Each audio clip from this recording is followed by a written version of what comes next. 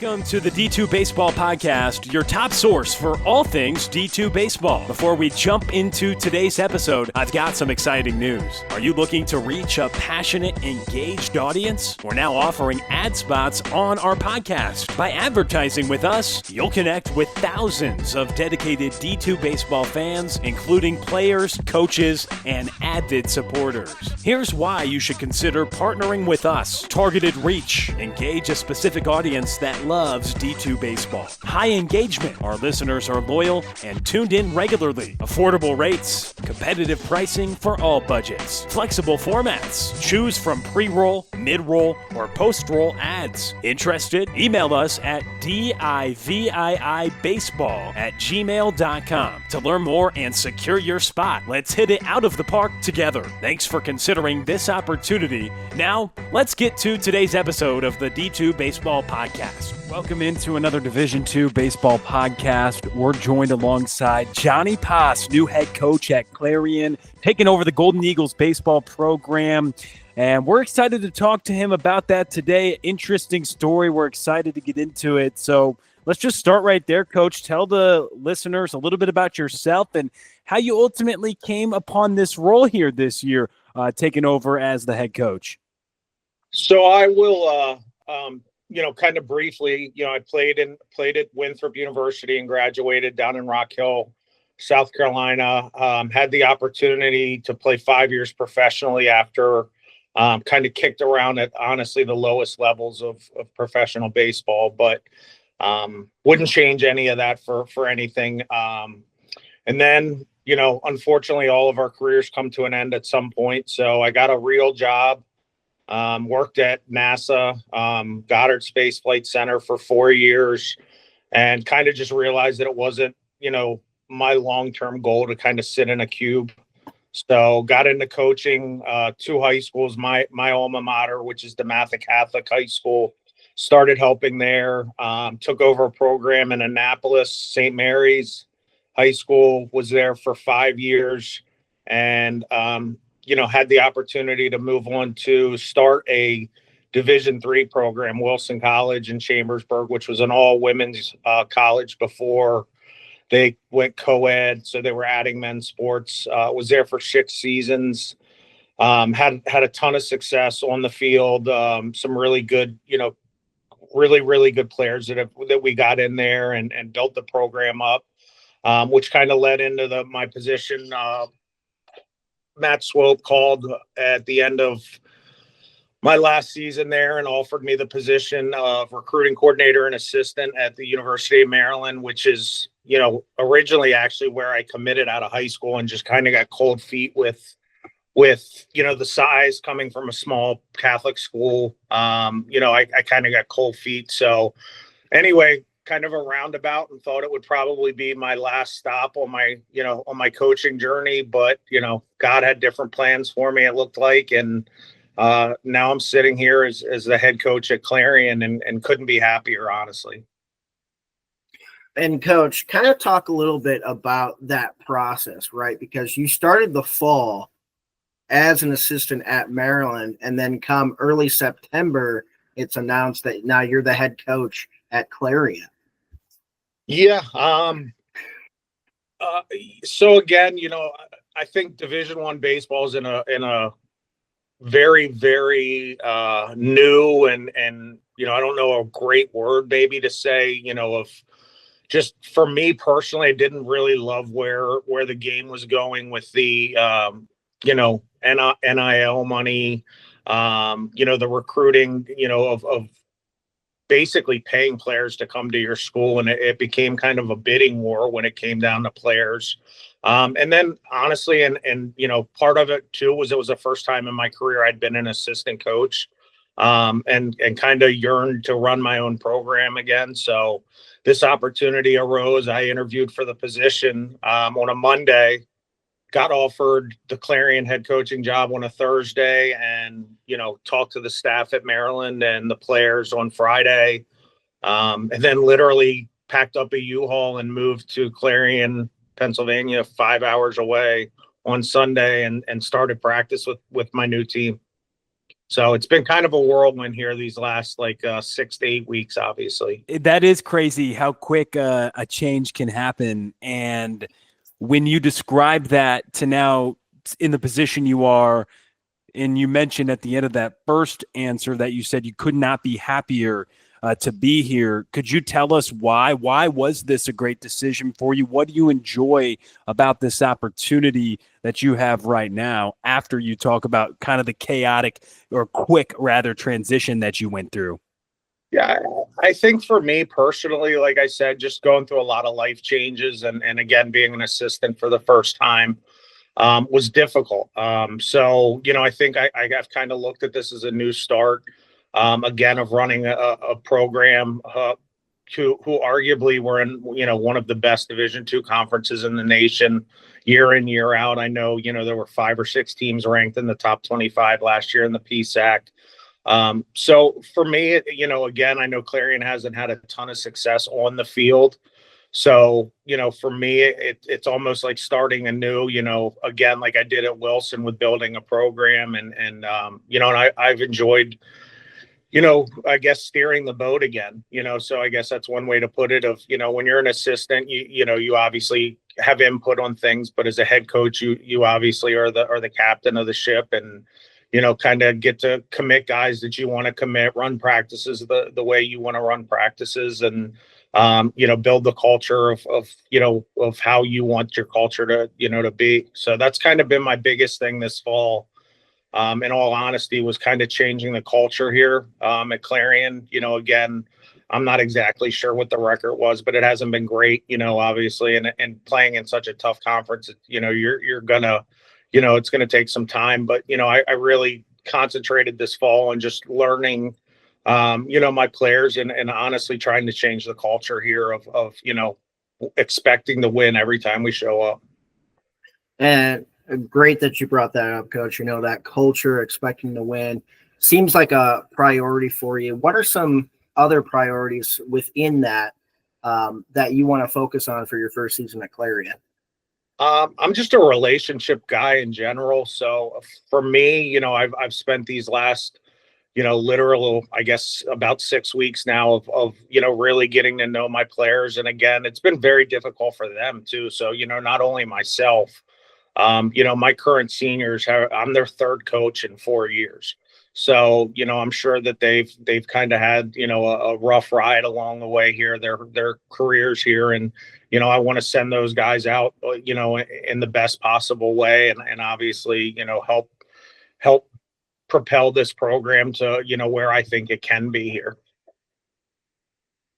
You mentioned the landscape of Division I baseball and how the transfer portal is involved quite a bit. What impact or how do you think that plays out at this level? Absolutely. I mean, I'd be lying to you guys if I said I wasn't waiting for the portal to open up right now. I mean, again, I walked into a roster.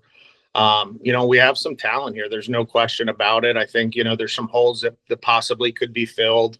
But at the end of the day, I think it's just, it's going to be a snowball from every level. I think, you're going to have your high, where I was, your power 4 D1s, cutting players, coming at the end of the fall. And then, even going forward when that roster, goes from 40 to 34, that's 1,800 players that are not going to have a home next year. So, obviously, I think we've seen some of that coming now already with the decommitments and kids now that were committed since maybe their freshman year of high school and sophomore year. Now, some of them getting offers pulled because those schools basically have a concrete number that they're going to have to be at. So, I think it'll kind of just snowball its way down from high D1 to the mid-major D1, then low D1 to D2.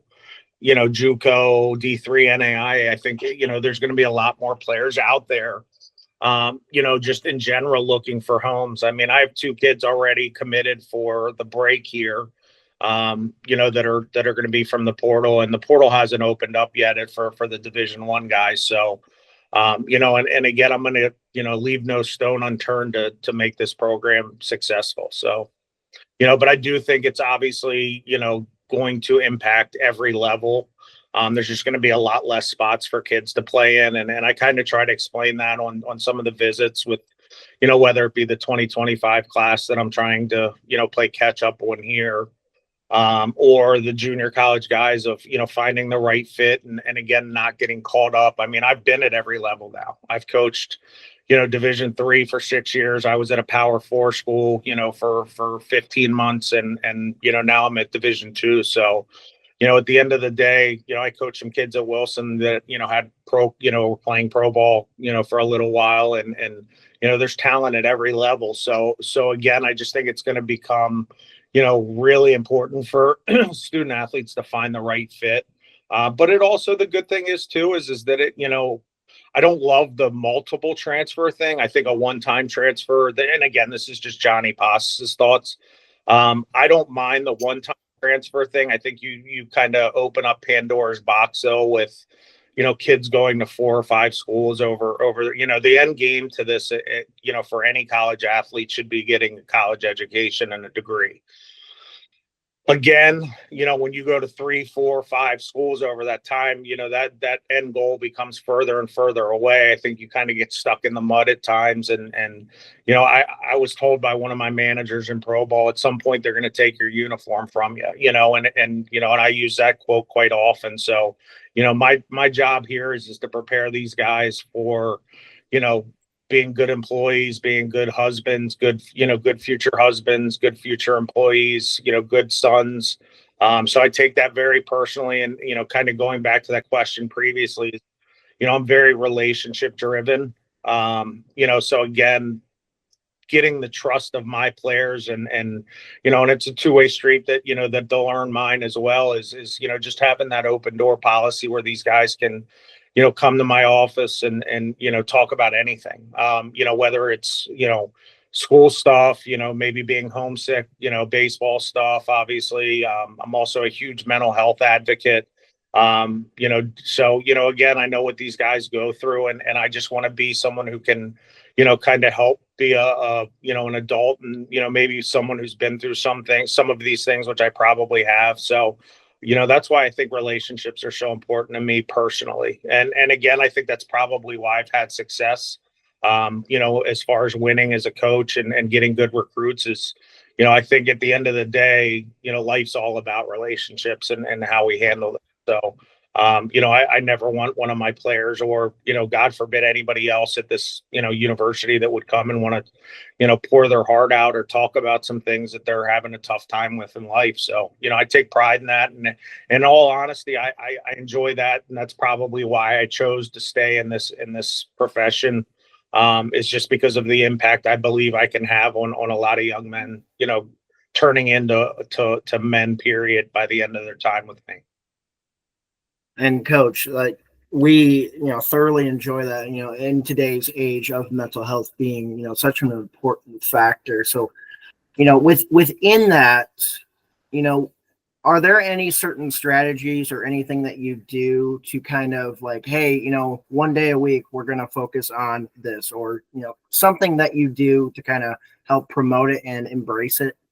Yeah. So actually the coach at Maryland, University of Maryland, Matt Swope's a good friend of mine. And, he, him and I have talked obviously outside of baseball, but, he turned me on actually to a app on my phone that I implemented in my personal life. It's called Headspace. And it actually is a daily meditation. So, I personally have used it because again, it gives me about 10 minutes a day to not answer the phone, not have texts, not be emailing or, practicing. It kind of just gives me that 10 minutes to get away from everything. So we did it at Maryland last year and I actually brought it with me here. We, at the beginning of every practice, I put it on the speaker, all the guys lay down, whether it's in the infield or just kind of around. And I'm trying to teach these guys, again, to learn their breathing techniques. And again, I think it can help. I think it's very tough for 18 to 22-year-olds to sit still. I'm, 48 and it's still very tough for me. But I think it teaches them again, how to control and slow down situations and breathing techniques.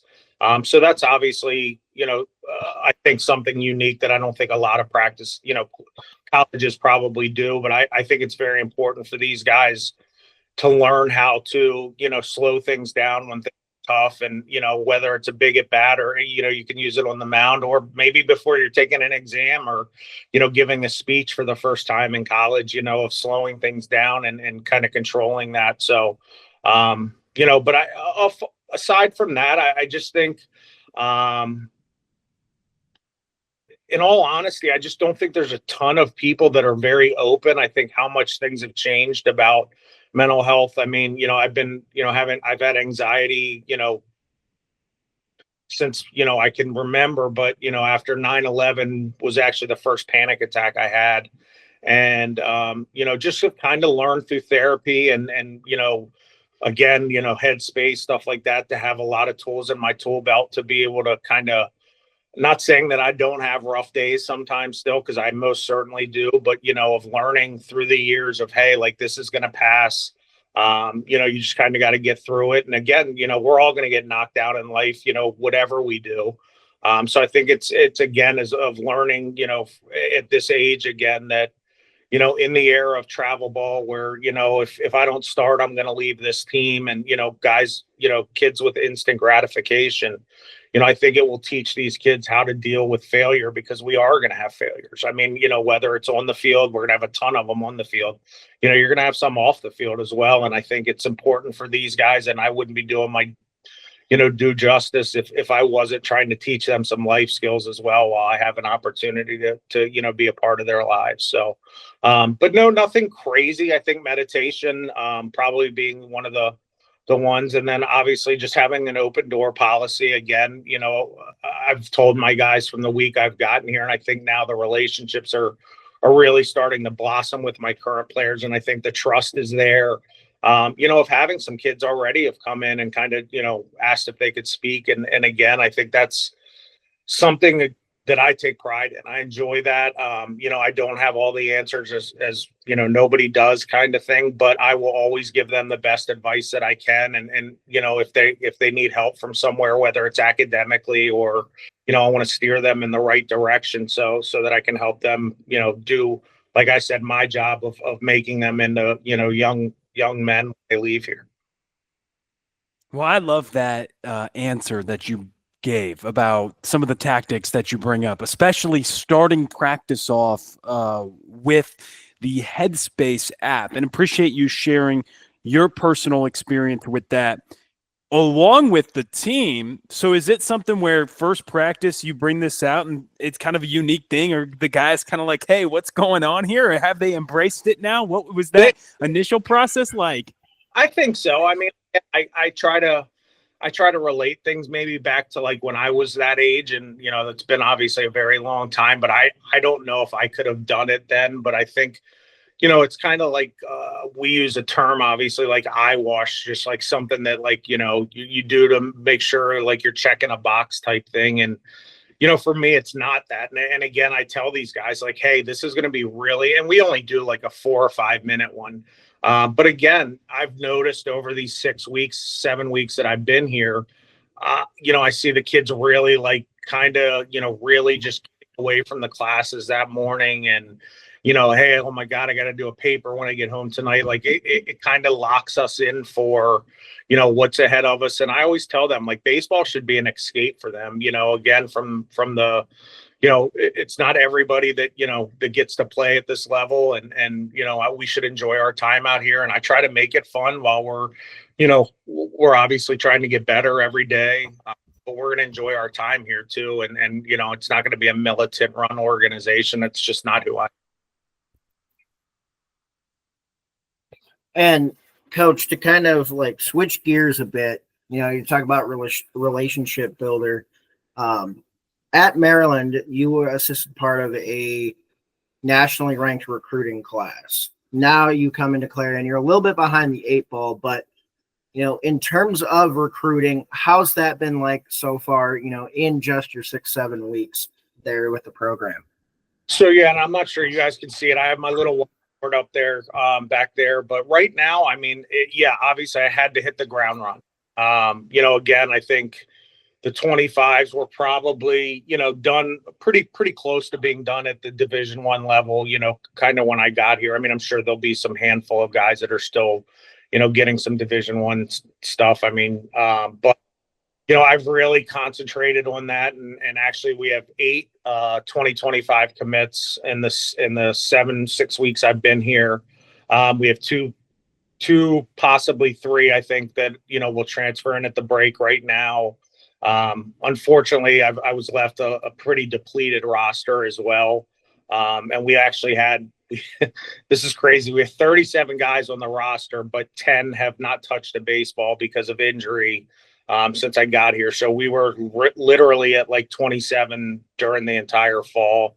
So, anybody that sees this podcast that's at in a position to come, maybe possibly at the break, whether you're going to be entering the portal, my email will be very easy to find. But, again, I feel like I owe the senior class here, even though I haven't been a part of it, me putting every ounce of me into making their last year here, special.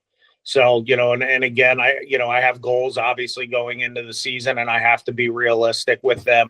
Again, none of the players in this program I recruited personally. So, but they're an unbelievable group of some talented young men who I think, if we keep getting better and the culture stays where we kind of have it right now and keeps improving, we're gonna have a really good year, solid year for us.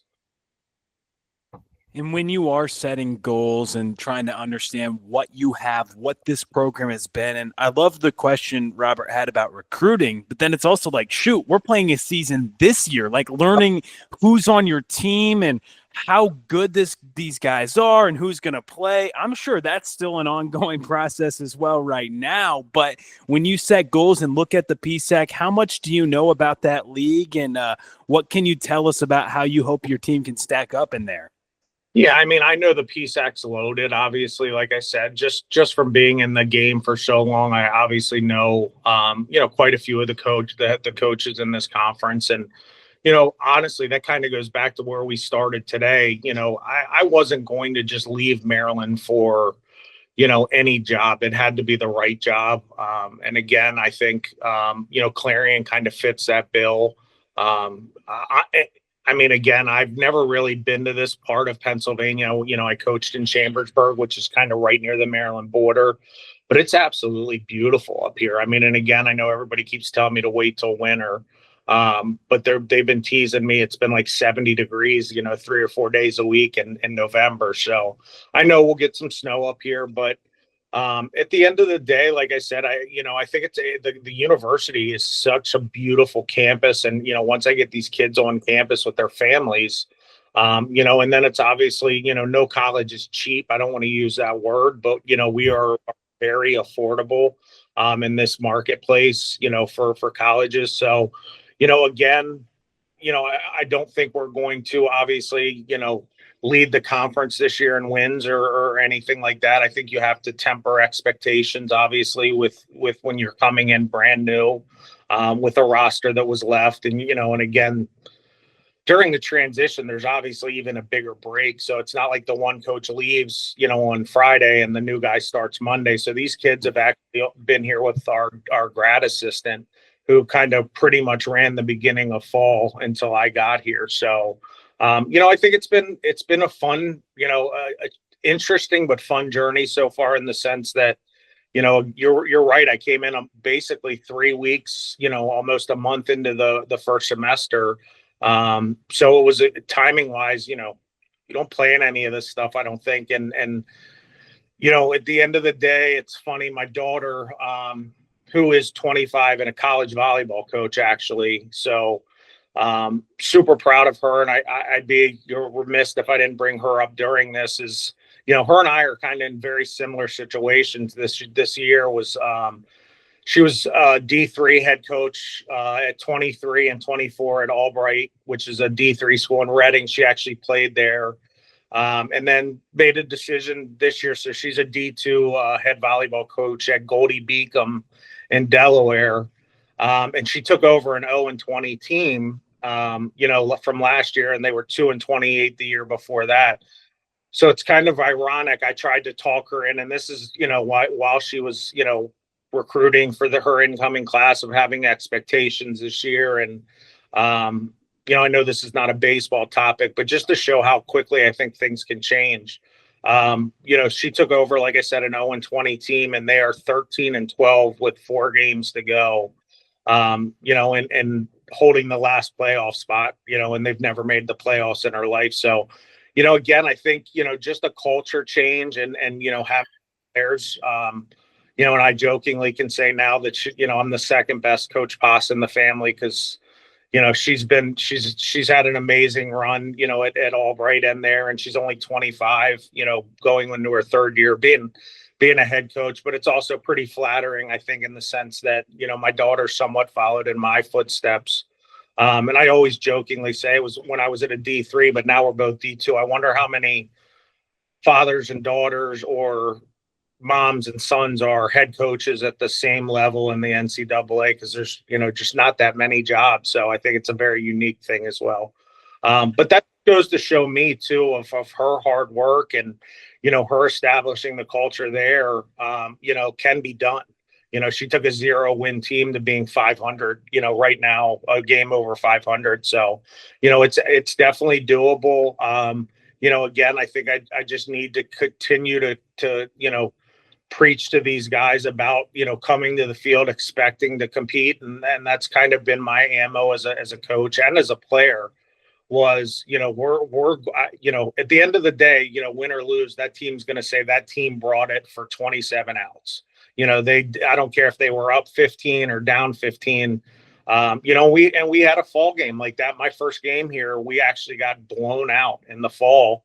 And I just talked to the kids about, that this can't be the norm, that this can't be, and it was a great game, while the starters were in, and then, the second string, but again, I think that's ultimately going back to changing the culture here of expecting, and then in our next game, we put up an 11 spot in the first 2 innings, and I was like, okay, so it's, again, it couldn't have been any more polar opposite of our fall, our 2 fall games that we were allowed to play. And it was hilarious writing the lineup the first one, because it was like my 8th day here. I don't even know anybody's name still at that point. I almost had to do the football thing where I had to put tape on their hats so I knew who they were. But like I said, when you're a relationship driven guy, human being, I think, now I'm very comfortable with all my players and, and have fun with them. And like I said, it's been really cool here. Just the facilities here are unbelievable. I'm doing this interview for my office, and, I was at a Power 4 and the facilities here, which is crazy, here in that kind of stuff. I mean, our field's not, a Big Ten field right now, but, again, another thing that I'm working on behind the scenes of, making it appealing when guys get on campus here to want to play here. So. I mean, that's very, interesting, Coach. You have a daughter who's now a head coach, in another sport. Because, I know off the top of my head, Will and I, we know someone who is husband and wife, and they're coaching, and that's a little bit more common. But you don't see like, a parent and a child being head coaches in the same realm. So I'm curious to go through that and maybe see. You could be the only one. Jokingly, but I can't imagine that there's probably a ton. But again, from a young age, I think that's all she's known of me. I was actually playing still when she was born. So, I have tons of pictures, of her being, literally in a stroller and, basically from the time she was born till about 2.5. And that's actually what cut my career a little bit short, was I kind of had to make a decision. I was back in indie ball and I was kind of like, hey, I think it's time to step up and be a dad full time. So, again, she was a great athlete growing up. She gravitated towards volleyball, I think, because she honestly was a better softball player, but she didn't like that I tried to coach her every time we got in the car like any other parent. So it was kind of funny. She just gravitated towards volleyball and has made it her career as well. So extremely proud of the young woman she's become. It's the one thing I always joke and say, it's the one thing in life I've known I've done totally correct is raise her and her mother and I. So, very, very proud of her. And within that, Coach, I want to transition to your time at Wilson, right? You were ultra successful there, 114 and 43, 73% winning percentage. But what's unique about it is you started it from the ground up in 2019, and you were very successful in doing that. What has, from that experience, building a program from the ground up, has helped you now into where you're at today? Yeah, so actually it's funny you asked that, because again, now with the recruiting really heating up, it's like, when you start a program from scratch, obviously, the cool thing is that you're going to coach all players that you recruited. But the bad thing is you need a lot of them, again, that, you have nothing. So when I took the Wilson job, we did not have a field. We were going to renovate one in town, which was right behind campus. And, they did a great job working with me and building that. But we also had no screens, no, baseballs, no bases, no turtles, no fungos, no, helmet, anything. So it was obviously super unique. I look at the fact that there's a lot of really good pieces here right now already. So in my mind, being a head coach, all I've known is starting a program. And I feel like, right now we have some really, really good pieces to start with. And again, and like I said, I think we'll probably bring in 5 to 7 guys over the break, hopefully. I have 2 already committed. I have 2 more that I've talked to that are extremely interested and just kind of waiting on their transcripts, kind of going back into, like I said, about the transfer thing. You got to make sure classes transfer in and certain things. So there's a lot more to this than, seeing some of these guys that have played at 4 or 5 schools over their career again. You don't get to bring every class you've taken at school A to school B. So again, I think sometimes you need to take a step back and not be emotional and realize, like I said, the end game, that 99% of the guys on my roster right now, the last, game they're going to play of meaning is going to be their senior year. So want to teach them really what's important in life. So again, building that, and I think that all comes back to the culture here. I don't think I'll ever, or not many coaches in general will ever go through Wilson. I've actually had 2 D3 people who've reached out to me a ton. St. Elizabeth's in New Jersey, when they started about 2 years after us. And then Notre Dame College of Maryland this year, who is actually a guy I know extremely well, took the program over, and he's starting from scratch. And I've kind of been their lifeline, on how to kind of start things. And again, that's why I think I'm so lucky here that, I feel like I'm ahead of the game, again, of where I've been previously. Obviously, Maryland was completely different. We had just come off, hosting a regional and winning back-to-back Big Ten titles. So, the culture there is very established, and through Coach Vaughn that was there previously to Coach Swope, who's there now, it's been pretty seamless that, so I walked into an established culture, and it was very easy for me to fall in line, especially since Matt Swope and I, went to the same high school, played for the same high school coach who coached for over 30 years at the Matha. So I think we're probably very similar in our coaching style. So, but yeah, it's been awesome. And like I said, I look at it as a thing where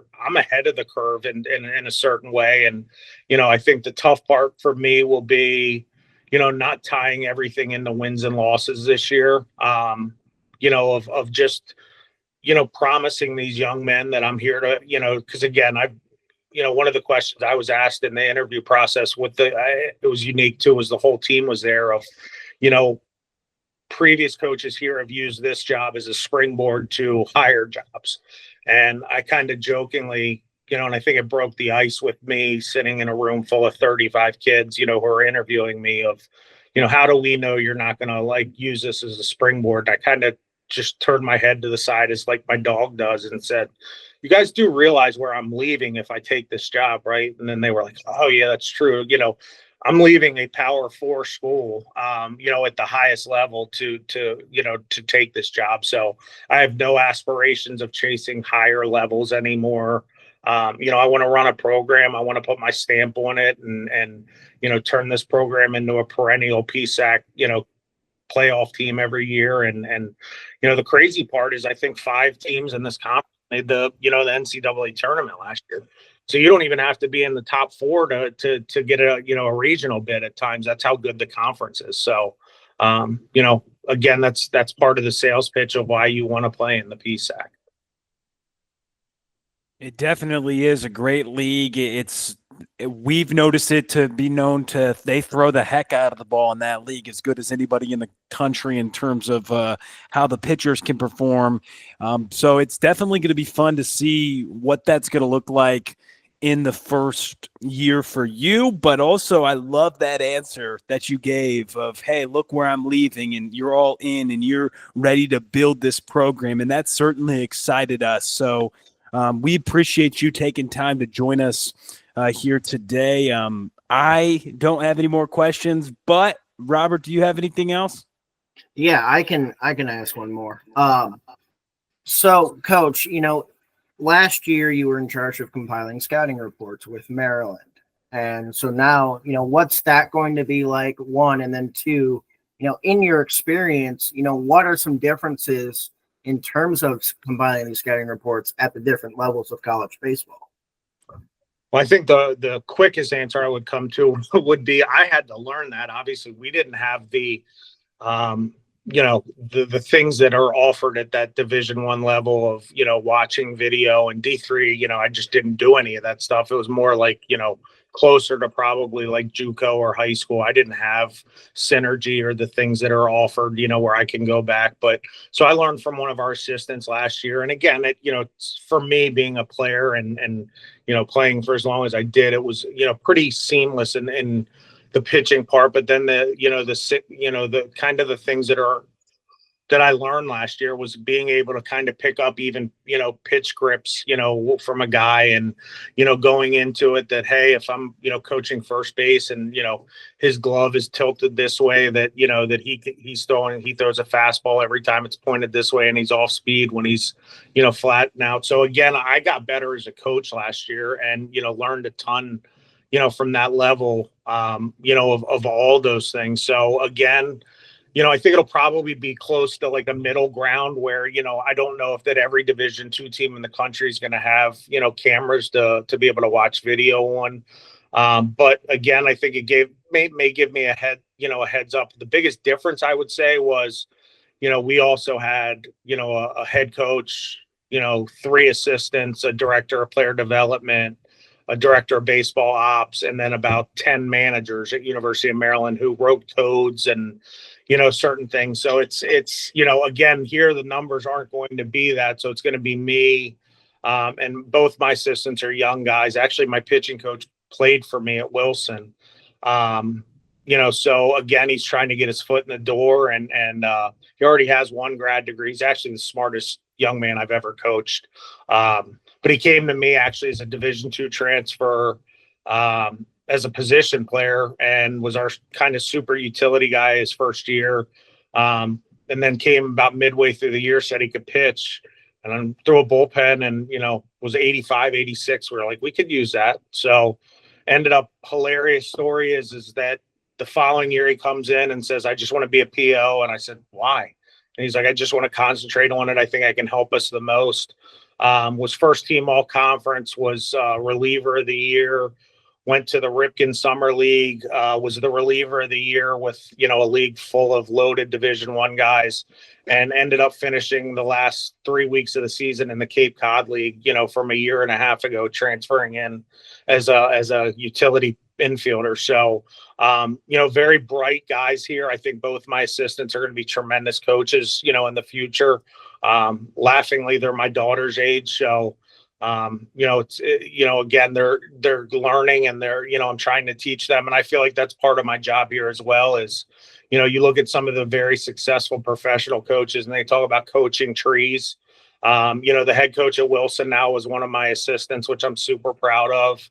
And again, when these guys are done here, I can't be selfish in the sense that, I want them to go and get opportunities to be, head coaches of their own time. Again, they've decided to put some trust in me and learn how I do things here. And hopefully I can help them become great coaches as well. But, we just don't have the manpower, obviously, at this level that I would have had at Maryland to to be able to, do those reports and, and have them done. Cause, again, the schedules, you could have a midweek game, 2 midweek games, and then a 3-game set against, Nebraska. So you're doing 5 scouting reports, in 4 days. So, again, it's different, but I my time at Maryland was not, super long, but I learned a lot about, coaching at that high of a level. So, I think it made me a better coach, hopefully, and I've taken a lot of things from everywhere, whether it was my pro career, my college career, my high school coach, or, like I said, at Maryland, and tried to take a little bit every year. And just like a player, I can get better. So, I want to be the best version of myself for my players year in and year out.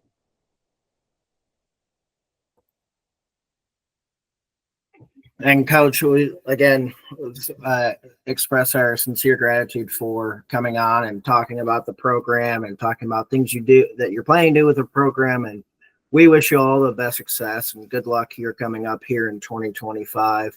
And we're excited to see what Clarion can do in the coming years. Yeah, I can assure you. I first off, I appreciate you guys taking the time to help us get the name out there. Like I said, and anybody in the Atlantic region, they know they're going to be seeing a ton of us. I'm a relentless recruiter, so I think that's one way to kind of turn a program around is get great kids and great players at the same time. So I appreciate what you guys do. You guys, it's awesome actually to watch. The development of all this stuff that now that gets to be seen. When I played, obviously I'm an old man now or getting close. We didn't have any of this stuff. So I think, even a kid that, maybe thinking about coming to Clarion can kind of watch something like this and be like, I really liked what he had to say. And, or he could be like, I don't feel like that's going to be a fit. So I think, getting this stuff out and growing the game is absolutely incredible. And I appreciate what you guys do. Yeah, thank you very much. And we appreciate your time. We wish you the best of luck. We both are happy to do it. And yeah, I guess if you have a great resource in your family about turning programs around, that's an awesome story, Coach. So I'll proudly wear the second best Coach Pass in the family now. I did something right. And that is head coach Johnny Pass at Clarion